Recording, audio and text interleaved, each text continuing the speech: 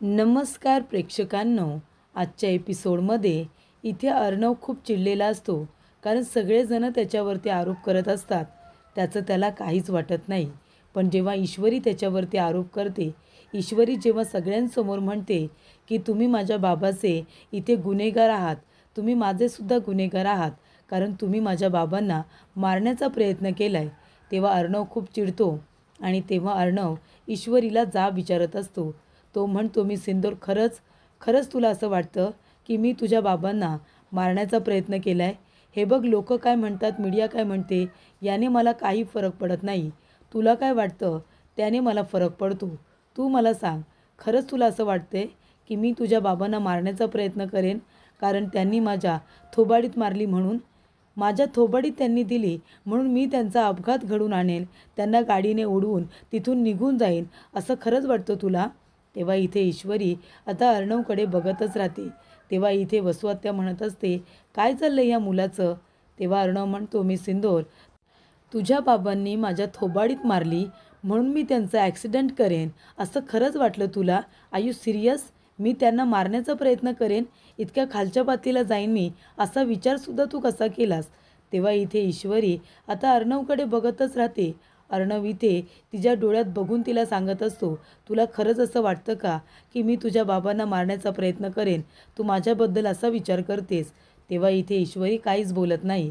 तेव्हा वसुआत्या म्हणत असते, बघता ना साहेब, हा मुलगा किती मुजोरी करतोय ते. म्हणजे तुम्ही सगळेजण इथे असताना, इथे एवढी मीडिया असताना हा ईश्वरीला असा जाब विचारतोय, जणू काही याने काही केलेलंच नाही आहे. बघता याची दादागिरी किती आहे ते.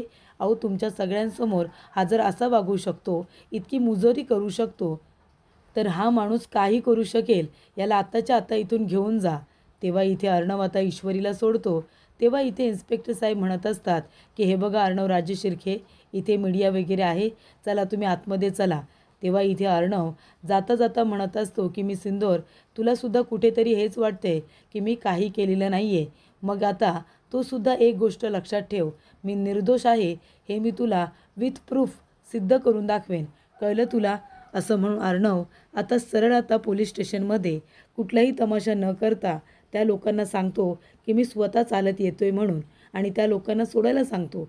पोलिसांना त्याला पकडायची सुद्धा गरज लागत नाही, कारण अर्णव स्वतः पोलीस स्टेशनमध्ये निघून जातो. तेव्हा इथे प्रेक्षकांनो, ईश्वरी आता खूपच जास्त खचून गेलेली असते. तर इथे अर्णवच्या डोळ्यामध्ये तिला खरेपणा दिसत असतो, पण तरीसुद्धा त्याच्यावरती विश्वास ठेवायला तयार नसते. त्यानंतर प्रेक्षकांनो, अर्णवला आता अरेस्ट केलेली असते. तो पोलीस स्टेशनमध्ये असतो. तेव्हा त्याला आठवतं, ईश्वरी त्याला म्हणालेली असते की सर, आपली मैत्री होती, मित्र म्हणून मला तुमचा खूपच जास्त अभिमान होता, पण मला कळलं आहे की तुम्ही खूप मोठे गुन्हेगार आहात, माझ्या बाबांचे आणि माझेसुद्धा. मी तुम्हाला कधीच माफ करणार नाही आहे सर, एक गोष्ट लक्षात ठेवा.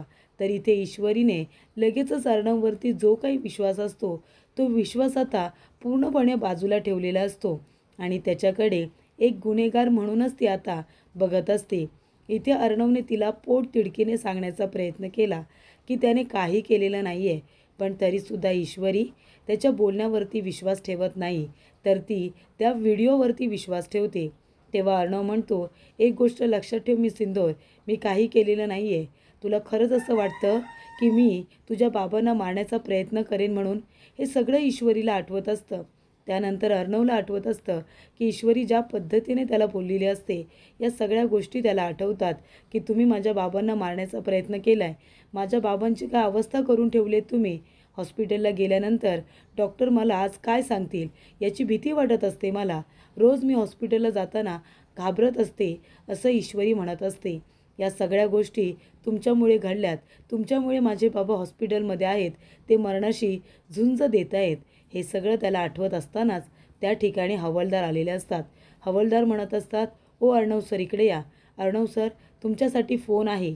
तेव्हा इथे आता अर्णव म्हणतो, माझ्यासाठी फोन? तेव्हा इन्स्पेक्टर म्हणतात की हो. तेव्हा इथे प्रेक्षकांनो, आता अर्णव फोनवरती बोलत असतो. तो म्हणतो हॅलो. तेव्हा राकेश म्हणतो, हॅलो, आवाज ओळखीचा आहे का? तेव्हा अर्णव म्हणतो, राकेश, का फोन केलं आहेस तू? तेव्हा राकेश म्हणतो, आता फोन करायलाच हवा ना, द ग्रेट AR आता कुठे आहेत ते मला माहिती आहे, पोलीस स्टेशनमध्ये आहात ना, मग विचारपूस करायला नको? कसं वाटतंय मग द ग्रेट ARला? आता पोलीस स्टेशनमध्ये असलात, इथे आता जेलमध्ये असलात, तरीसुद्धा द ग्रेट AR आहात हे विसरायला नको. मग तुमची विचारपूस करायला नको का? असं राकेश म्हणतो. तेव्हा अर्णव म्हणतो, जास्त बोलू नकोस, कळलं ना? मुद्द्यावरती ये डायरेक्ट. तेव्हा राकेश म्हणतो, हो हो, मुद्द्यावरतीच येणार आहे. राकेश म्हणत असतो, कसं आहे ना अर्णव, आता तू इथे जेलमध्ये आहेस, मग तिथे ईश्वरी आली तर लगेच सगळं तिला सांगण्याचा प्रयत्न करशील, तिला सगळं खरं खरं सांगून टाकशील, असं जर तुला वाटत असेल ना, तर एक गोष्ट लक्षात ठेव, तू तिकडे जेलमध्ये जरी असलास ना, तरीसुद्धा तुझी गोंडस बहीण इथे माझ्या नजरेच्या समोर आहे हे विसरू नकोस. आधीच तिची तब्येत सारखी बिघडत असते, माहिती आहे ना तुला? म्हणून मी तुला फोन केला आहे, आठवण करून द्यायला फोन केला आहे की तू जरी जेलमध्ये असलास आणि तुला असं वाटलं की ईश्वरीला सगळं खरं सांगावं, तरीसुद्धा प्रयत्न करायचे नाही. कारण तुझ्या डोक्यामध्ये असे किडे वळवळत असतील ना, तर त्यांना शांत करायचं आणि कुणालाही काही सांगायचं नाही. नाहीतर इथे अंजली तुझी बहीण अगदी माझ्या नजरेसमोर सुखरूप आहे आणि तू जेलमध्ये. तिला जर इथे काही झालं तर तू काही करूसुद्धा शकणार नाही आहेस. त्याच्यामुळे बघ, तुझ्या डोक्यात किडे वळवळत असतील तर त्यांना शांत कर, काही बोलू नकोस आणि ईश्वरीजींना काही सांगण्याची हिंमत ही करू नकोस. कळलं ना? लक्षात ठेवायचं, असं राकेश म्हणतो. तेव्हा अर्णवला खूपच जास्त राग आलेला असतो. तर प्रेक्षकांनो, इथे ईश्वरीला आता रडू येत असतं. ईश्वरीला आठवत असतं अर्णव जे काही बोललेलं असतो ते. तेव्हा ती रडत बसलेली असते. नम्रता तिथे येते आणि म्हणत असते की इशू काय झालं? अगं तू रडतेस का? काय झालं सांग ना.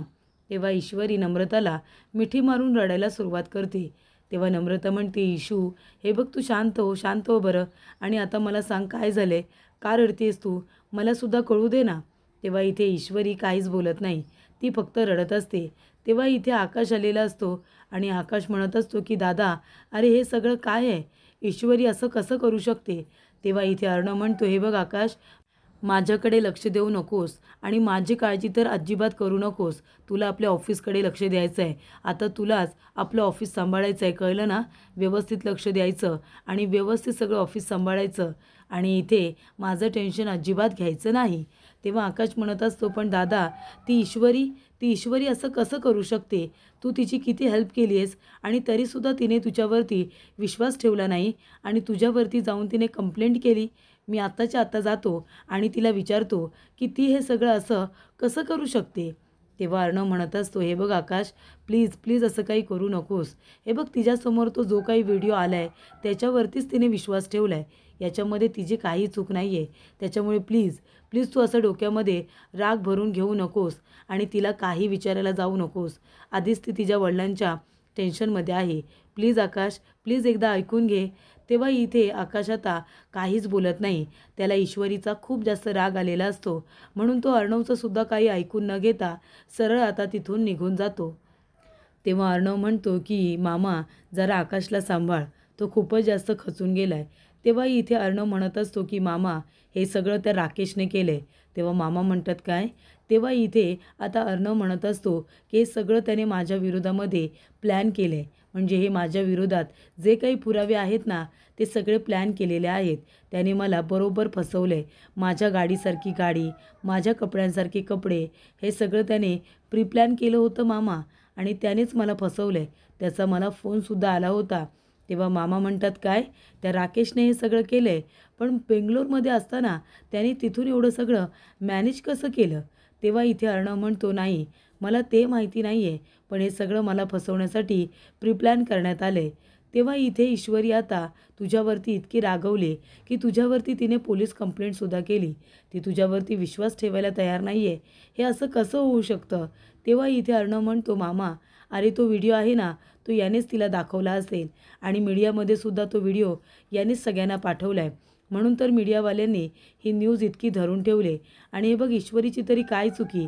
तिला जे दिसतंय त्याच्यावरतीच ती विश्वास ठेवणार ना. तेव्हा इथे मामा म्हणतात, हे बघ अर्णव, अरे आज शुक्रवार, उद्या शनिवार आणि रविवार, म्हणजे तुला बेलसुद्धा मिळणार नाही आहे 2 दिवस. बघ ना, त्याने बरोबर शुक्रवारतीच तुला अरेस्ट करायला सांगितली. गुरुवारती केली असती तरी शुक्रवारी मी तुला बाहेर काढलं असतं.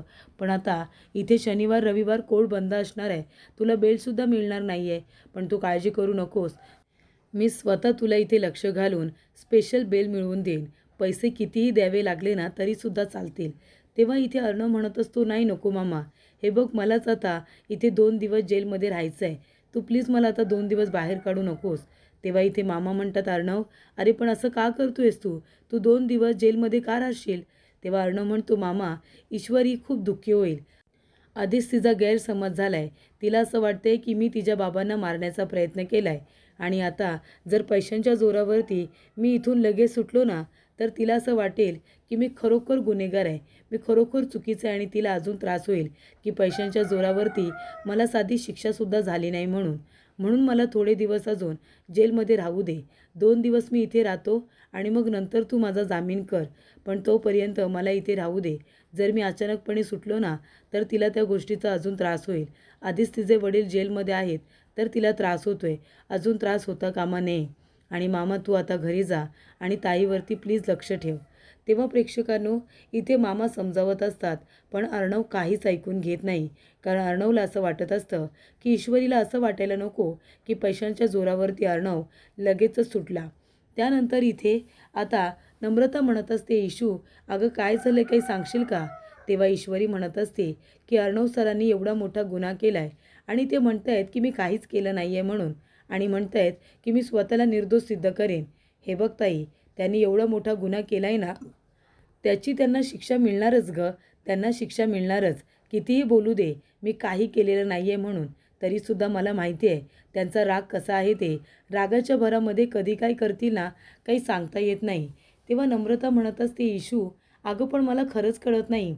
ज्या अर्णव सरांनी आतापर्यंत आपल्याला इतकी मदत केली, तुला इतकी मदत केली, ते मनामध्ये इतका राग ठेवतील आणि तो राग असा काढतील, मला खरंच आता कळत नाही आहे काय बोलावं ते. तेव्हा इथे ईश्वरी म्हणत असते, जाऊ दे ताई, मला त्या विषयावरती आता बोलायचंच नाही आहे. तर बघा प्रेक्षकांनो, जेव्हा नम्रता म्हणते की अर्णव सरांनी आपली किती मदत केली आणि ते असं काही करतील, तेव्हा इथे ईश्वरीला काही आता ऐकवत नाही आहे. कारण तिला पण कुठेतरी माहिती आहे, इतका मदत करणारा माणूस, गुंडांच्या तावडीतून मला वाचवणारा माणूस इथे एखाद्या माणसाला कसं काय मारून जाऊ शकतो. तेव्हा इथे ईश्वरी आता मनामध्ये म्हणत असते की अर्णव सर जेव्हा पोलीस स्टेशनच्या बाहेर माझ्याजवळ बोलत होते तेव्हा त्यांच्या नजरेत मला खोटेपणा का जाणवला नाही? मला त्यांच्या नजरेत खरेपणा जाणवला. म्हणजे त्यांचा मला राग येतो आहे पण नफरत वाटत नाही आहे. याचा अर्थ अर्णव सर गुन्हेगार नाही आहेत का? खरोखर ते म्हणत आहेत तसं त्यांना या प्रकरणामध्ये फसवलं असेल का? असा इथे आता विचार ईश्वरी करत असते. तेव्हा प्रेक्षकांनो नम्रता विचारते की काय झालं ईश्वरी? तेव्हा ईश्वरी म्हणते की अर्णव सरांचं मी पुन्हा कधी तोंडसुद्धा बघणार नाही आहे. तर इथे मीडियामध्ये आता न्यूजवाले एकच न्यूज सारखी सारखी सांगत असतात की इथे अर्णव राज शिर्के यांना अरेस्ट झालेले आहे. संजय देसाई यांना उडवण्याचा प्रयत्न केला, त्यांना मारण्याचा प्रयत्न केला आणि या गुन्ह्याअंतर्गत अर्णव राज शिर्के यांना अरेस्ट करण्यात आली. तेव्हा इथे मामा म्हणत असतात, काय हे न्यूज चॅनलवाले सारखी सारखी एकच बातमी लावत आहेत. त्यामुळे मामा टी व्ही बंद करतात आणि ईश्वरीला म्हणतात, ए बाई तू सारख्या सारख्या ह्या न्यूज बघू नकोस गं, हे सगळं खोटं आहे. तेव्हा इथे अंजली म्हणत असते, पण मामा अरे काय हे लोक किती खोटं बोलतील. तेव्हा वल्लरी येत्यारी म्हणत असते, काय मग कसं वाटते आता तुमची ती लाडकी ईश्वरी हिने काय पराक्रम करून ठेवलाय बघताय ना तुम्ही. आपल्या इथे अर्णवला तिने अरेस्ट करायला लावले. बघितलं, तुमचा खूप विश्वास होता ना तिच्यावरती. तिचं आणि अर्णवचं लग्न लावायला निघाला होतात. ही अशी मुलगी तुम्हाला या घरची सून म्हणून यायला हवी होती, जी लगेच आपल्या अर्णववरती अविश्वास दाखवून त्याला जेलमध्ये टाकून निघून गेली. ही मुलगी हवी होती तुम्हाला घरची सून म्हणून. तेव्हा इथे त्यांच्या पत्रिका का जुळल्या नाही हे आत्ता तरी कळलं असेलच तुम्हाला. काय गं अंजली, कालपर्यंतसुद्धा तुला असंच वाटत होतं ना की ईश्वरी खूप चांगली आहे म्हणून, आपल्या अर्णवसाठी एकदम परफेक्ट आहे म्हणून असं वाटत होतं ना तुला. बघितलंस त्या ईश्वरीने तुझ्या भावाबरोबर काय केलं, जेलमध्ये टाकलं अर्णवला. आता तरी कळलं ना तुम्हाला खरं काय आहे ते. तेव्हा इथे मामा म्हणतात, वल्लरी अगं गप्प बस, गप्प बस जरा. तोंड उघडलं की हवं तेवढं बोलायलाच हवं आहे का? कधीतरी गप्प बसायचं असतं. नक्की काय घडलं आहे हे तुला माहितीसुद्धा नाही आहे. खरं काय आहे ना हे कुणालाच माहिती नाही आहे. तेव्हा इथे राकेश येतो आणि म्हणत असतो, मामा काय खरं आहे ते आम्हाला पण सांगा ना. तेव्हा इथे राकेश इथे येतो आणि मामांना विचारत असतो की मामा काय म्हणताय तुम्ही, म्हणजे आम्हाला जे माहिती नाही आहे असं खरं तुम्हाला काही माहिती आहे का? नाही माहिती असेल ना तर प्लीज सांगा, आम्हाला पण सांगा. तेव्हा इथे आम्हाला जे माहिती नाही आहे ते तुम्हाला माहिती असेल तर आम्हाला सांगा, असं म्हणत असताना मामांना फारच राग येतो. तेव्हा इकडे राकेश म्हणत असतो की मामा, मला फक्त एवढंच वाटतं, जे आपल्याला माहिती नाही आहे ना ते फक्त त्या देवाला माहिती आहे. फक्त त्या देवाला सत्य जे काही असेल ते त्यालाच माहिती आहे. आपण काय हो, आपण इथे प्यादं माणूस, जसं देवाची इच्छा होईल तसं आपण वागणार, हो की नाही? तेव्हा इकडे आता राकेश म्हणत असतो की अर्णवने काय केलं आहे की नाही केलं आहे मला काही माहिती नाही आहे, पण या सगळ्या संकटातून अर्णव सुखरूपरित्या बाहेर यावा म्हणून मी देवाजवळ साकडं घालायला गेलो होतो की इथे काही झालं तरी मेव्हणे साहेब लवकर सुटले पाहिजे. तेव्हा इथे मी साकडं घालायला गेलो आहे. घ्या घ्या, मी मंदिरातून जाऊन आलो आहे मामी. अहो पेढे घ्या, तोंड गोड करा, घ्या पेढा घ्या. तेव्हा इथे आता वल्लरी म्हणते, जावई बापू, अहो तुम्ही मंदिरातून आणलाय प्रसादाचा पेढा म्हणून मी खाते, नाहीतर अर्णव जेलमध्ये असताना गोड मी अजिबात खाल्लं नसतं. त्यानंतर इथे आता राकेश म्हणत असतो, घे अंजली पेढा घे, अगं मी प्रार्थना करून आलो आहे अर्णवसाठी. तेव्हा अंजली म्हणते, अहो तुम्ही सांगा ना, तुम्ही एवढे मोठे वकील आहात, तुम्ही अशा केसेस कितीतरी हँडल केल्या असतील ना, प्लीज सांगा ना, आपला चिंटू सुटेल ना? कधी सुटेल आपला चिंटू? तेव्हा अर्णव म्हणतो, अंजली अगं प्लीज प्लीज इतकं टेन्शन घेऊ नकोस गं, मला तुझी जास्त काळजी वाटते. हे बघ, स्वतःला इतका त्रास करून घेऊ नकोस. अर्णवला काही होणार नाही आहे. जर त्याने काही चुकीचं केलेलं नाही आहे ना तर त्याला काही त्रास होणार नाही. हे बघ, तू स्वतःला त्रास करून घेऊ नकोस. एक काम कर, तू तुझ्या रूममध्ये जा आणि तू रेस्ट कर बरं. तुझ्या रूममध्ये जाऊन तू आराम कर. तेव्हा अंजली म्हणते, अहो पण चिंटू सुटेल ना, तुम्ही प्रयत्न करताय ना त्याला सोडवण्यासाठी? तेव्हा इथे राकेश म्हणतो, हो मी प्रयत्न करतोय, पण आधी तू जा बरं. मामी तुम्ही जरा अंजलीला घेऊन तिच्या रूममध्ये जा, तिला शांत झोपायला सांगा, तिला आराम करू द्या, नाहीतर तिच्या तब्येतीवरती परिणाम होईल. तिला होणारा त्रास मला बघवत नाही आहे, असं राकेश म्हणत असतो. तेव्हा वल्लरी अंजलीला घेऊन जाते. तेव्हा इथे मामासुद्धा निघून जाणार. तेवढा तर राकेश म्हणतो, मामा. तेव्हा इथे मामा उभे राहतात.